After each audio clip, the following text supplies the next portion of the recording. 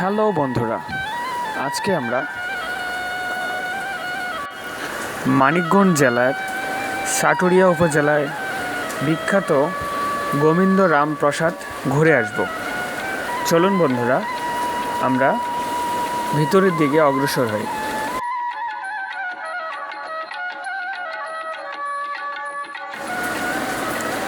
বাংলাদেশের খ্রিস্টীয় 19 দশকের একটি অপূর্ব নিদর্শন বালিয়াটি প্রাসাদ। বালিয়াটির জমিদার গোবিন্দরাম সাহা ছিলেন এটার প্রতিষ্ঠাতা।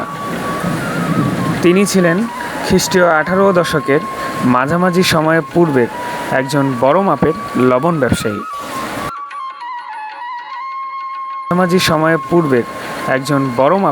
লবণ ব্যবসায়ী।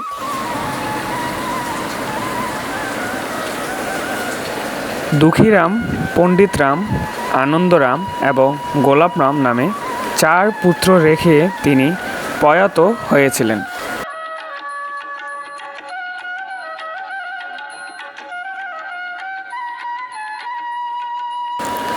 সম্ভবত বালিয়াটি প্রাসাদটি তাদের ধারায় নির্মিত হয়।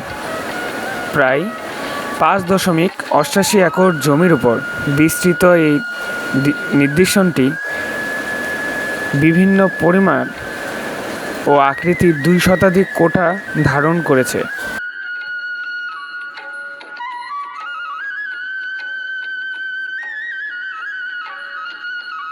উত্তর দিকে রয়েছে ছড়কাঠ বিশিষ্ট একটি পুকুর। এছাড়াও ভেতরে রয়েছে 7টি খণ্ডে বিভক্ত বিভিন্ন স্থাপনা, স্নানাগার, প্রক্লন কক্ষ প্রভৃতি। পুরো অংশটির চারদিকে সীমানা প্রাচীর দিয়ে ঘেরা। দক্ষিণ প্রাচীরের পাশাপাশি একই ধরনের 4টি খিলন দরজা রয়েছে। প্রতিটির উপর রয়েছে একটি করে সিংহ।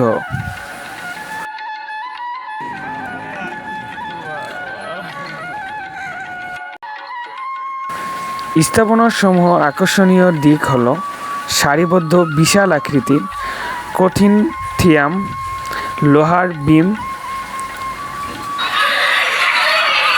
ঢালাই লোহার পেঁচানো সিঁড়ি এবং জানালা, রঙিন কাচ।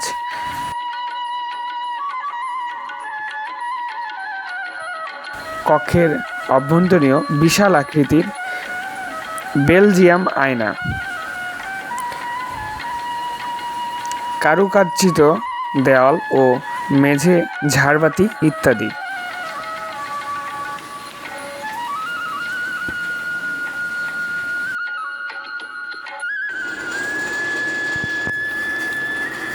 প্রাচীন কাজের লোহার ব্রেক।